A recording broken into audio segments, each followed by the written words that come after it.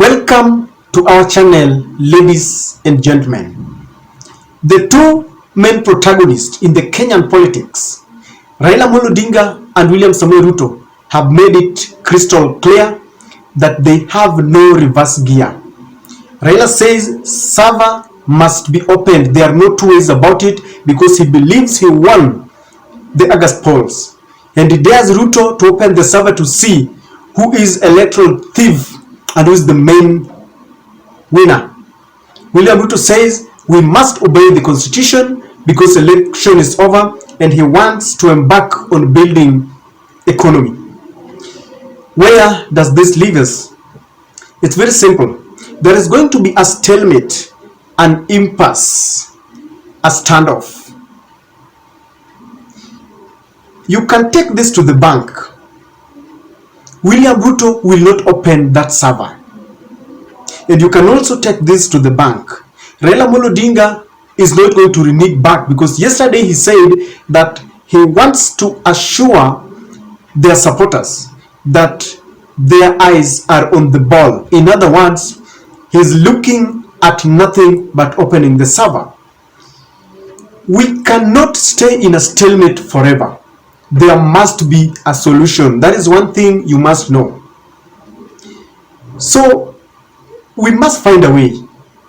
What do you think is going to happen? Because from what I see, both of them, they are hardliners. Rigathi Gachagua on the other side, people are talking about Rigathi Gachagua. Do you know the character and the personality of Martha Karua?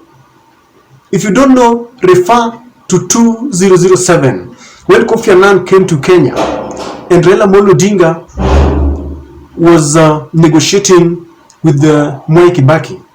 Martha Karua is fireworks. Don't even talk of Rigathi Gachagua. So, ladies and gentlemen, there must be a solution. What are the solutions? Number one, and I'll try to be as quickly as possible. The military can take over the nation for a period of maybe 6 months or 1 year as we prepare for an election. These are possibilities because when William Ruto takes a stand and Raila Odinga takes a stand, you all know I don't need to repeat that even the Kenyan forces is divided right in the middle. Yesterday, you saw a leaked WhatsApp chat between two policemen that revealed that there is great division, massive division within the forces. So they can take over in the interest of Kenyans. These are our brothers and sisters. Even though they work in the military, they are our brothers and sisters and they are there to help us. By taking over does not mean that they are undermining anyone. Raila Odinga is a senior citizen, William Ruto is a senior citizen. Both of them, they control majority of votes. Raila Odinga with over 10 million, William Ruto close to 6 million. So these are people you cannot wish away. So the military can come up, take over as we prepare for an election. We replace IEBC and maybe the Supreme Court. But this is going to be derailed by what we call some legal challenges. But under such circumstances, we don't look at the legality so much. Just like now, you tell us that it is the prerogative of the court to allow scrutinizing of the server.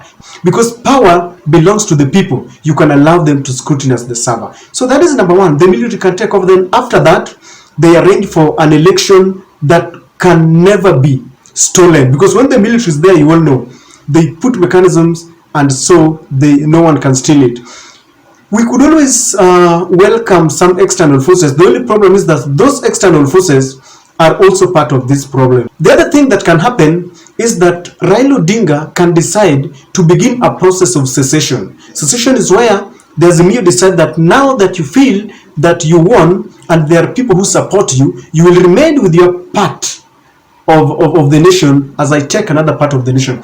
This is what has helped many nations. It happened in South Sudan when there was a lot of altercation. Every now and then they were fighting for the rich oil that is always in the south. And it behoved someone to suggest that they must secede. They were under the persecution rule of the ousted former president of North Sudan.